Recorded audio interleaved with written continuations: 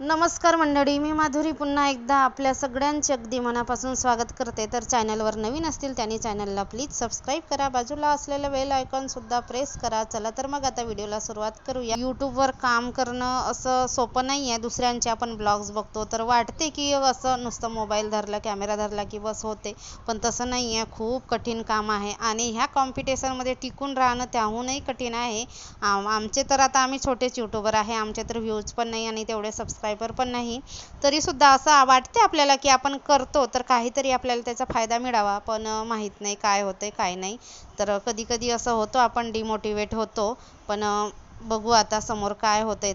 तर माझे तर आता व्ह्यूजच कमी होतात, काय माहिती. मला तर आता असा अनुभव आला आहे, माझ्यावरून मी म्हणते, एवढं तर मला समजत नाही तरीसुद्धा, जसं आपण नवीन चॅनल ओपन करतो आणि लगेच तो ग्रो झाला तर ते चांगलं. जर आपलं चॅनल खूप दिवस झालं तर ते ग्रो होत नाही, उलट व्ह्यू डाऊन होतात आणि जे आपले वॉच टाईम आहेत ते सुद्धा डाऊन होतात असं मला तरी वाटते. आता माझं पण किती दिवस झाले, 2-3 वर्ष तर झाले चॅनलला, पण अजून मोनोटाईज झालेलं नाही आहे चॅनल. आणि कुठल्या कुठल्या व्हिडिओ व्ह्यूज आहेत आणि कुठे कुठे अजिबात व्ह्यूज नाही आहेत. तर सबस्क्रायबरपेक्षा व्ह्यूज महत्त्वाचा आहे असं मला तरी वाटते, कारण आपले व्ह्यूज असतील तरच आपला चॅनल ग्रो करतो आणि सबस्क्रायबर वाढतात. पण माझे तर आता सबस्क्रायबर आहेत त्या मानाने व्ह्यूज नाही आहेत. म्हणजे बऱ्यापैकी चांगलेच आहेत, 8 पॉईंट काही आहेत, तर आहेत बऱ्यापैकी चांगले व्ह्यू, म्हणजे सबस्क्रायबर, पण त्या मानाने व्ह्यूज नाही आहेत.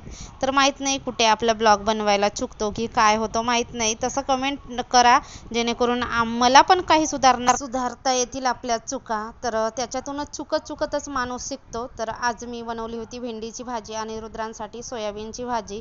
तर रुद्रांसला कसं नॉनव्हेज वगैरेच आवडतो, म्हणजे मसालेदार तरतरीत भाज्या असतील तर त्याला त्या आवडतात. तर आता हिरव्या पालेभाज्याच खाणं झालं होतं, हिरव्या भाज्या वगैरे खाणं झालं होतं. तर याला मसाल्याची असेल तेव्हाच पोटभर जेवतो, म्हणून म्हटलं आज सोयाबीनच्या वड्या याच्यापुरते करायचे आणि आमच्यासाठी म्हणून भेंडीची भाजी बनवली. तर भेंडीची भाजीसुद्धा मी लाल तिखटात बनवते, टमाटर वगैरे टाकून, आणि अशा पद्धतीची भाजी खूप छान वाटते भेंडीची.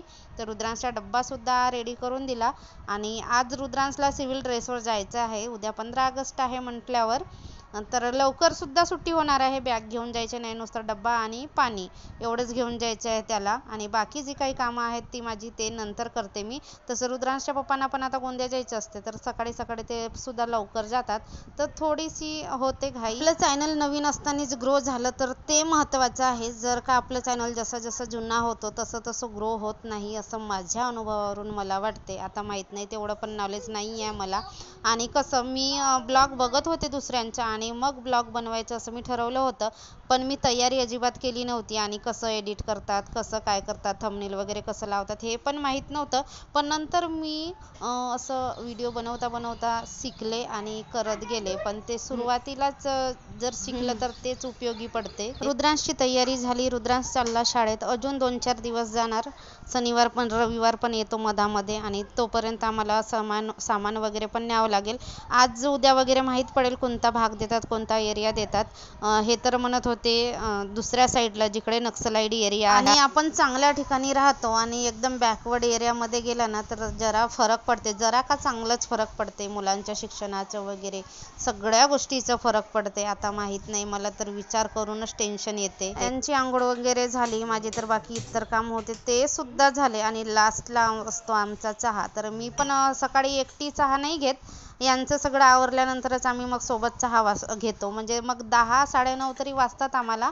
तर आता मी करते चहा. तर या मंडळी चहा प्यायला. आणि ह्या रूमवरच्या सुद्धा चांगल्या काही आठवणी असतील. जिथे गेलो तिथे आपण जरी भाड्याने राहत असलो तरी आपण आपलं घर म्हणूनच सगळं काही करतो. कुठे चांगले अनुभव येतात, कुठे वाईट येतात. जेव्हापासून लग्न झालं तेव्हापासूनच आम्ही आता किरायाच्या घरामध्ये राहतो रुद्रांशच्या पप्पासोबत, आणि ते सुद्धा नोकरी लागल्यापासूनच किरायाच्या घरामध्ये राहतात. तर आम्हाला चांगलेच अनुभव आले. जिथे पण गेलो, ज्या पण ठिकाणी गेलो तिथे सगळ्या चांगल्याच गोष्टी घडत गेल्या, चांगलेच माणसं आम्हाला मिळाले.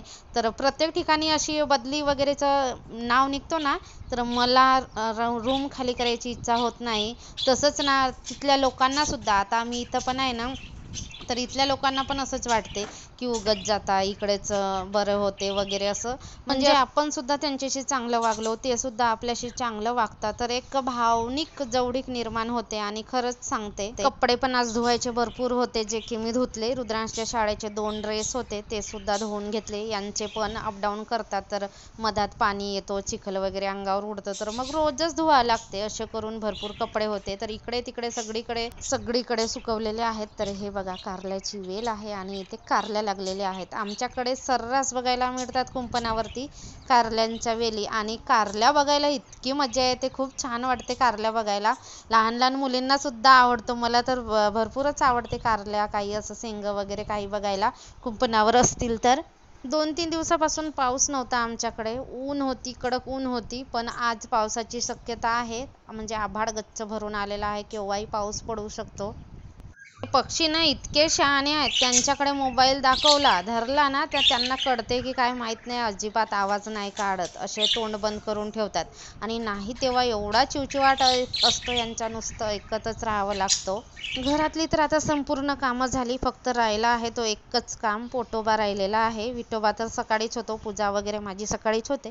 पण सगळ्यात लास्टला काम असतो तो जेवायचा. तर मी म्हटलं आता जेवायला घेणार त्याच्या आधी आंब्याची चटणी करूया.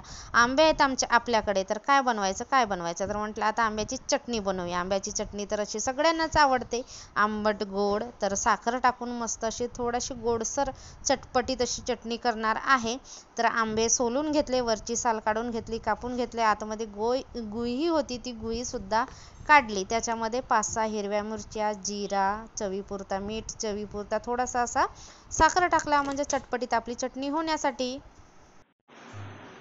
रात्रीच्या शिळ्या चपात्या आहेत, भात आहे, भेंडीची भाजी मी लाल तिखटात बनवते आणि टमाटर वगैरे टाकून, तर अशा पद्धतीने छान वाटते. मी अशीच करते भेंडीची भाजी आणि छान वाटते.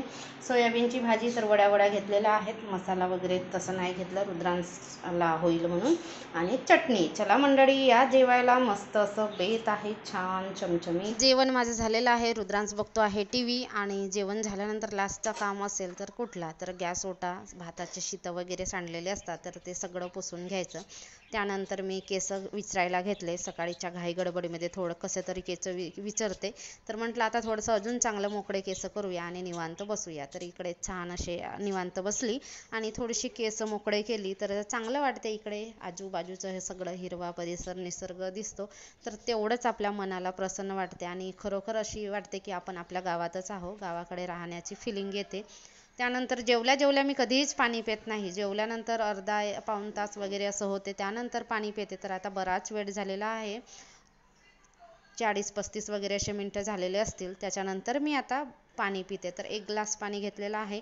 पाणी नेहमी आपण बसूनच प्यावावं असं म्हटलं जातं. जर आपण उभ्याने पाणी पिलं तर आपले गुडघे वगैरे दुखतात, गुडघेदुखीचा वगैरे त्रास होतो असं म्हणतात. तर बसूनच प्यावावं. आणि पाणी सगळ्यात जास्तीत जास्त पाणी पिण्याचा प्रयत्न करावा, कारण आपलं जीवन म्हटलं तर पाण्यावरच आहे. आणि उद्या आहे 15 ऑगस्ट. तर 15 ऑगस्ट म्हटलं तर लहानपणीच्या बऱ्याच अशा आठवणी आहेत 15 ऑगस्टशी संबंधित, कारण आम्ही हॉस्टेलवर राहत होतो. तर हॉस्टेलवरच्या खूप छान छान 15 ऑगस्टच्या आठवणी आहेत. उद्या तर 15 ऑगस्ट आहे. आता काही वाटत नाही, पण हॉस्टेलवर 15 ऑगस्ट 26 जानेवारी म्हटलं तर एखाद्या सणासारखा वाटतो, सणापेक्षा काही कमी नाही. चला तर व्हिडिओचा एंड करते. व्हिडिओला लाईक करा, कमेंट करा.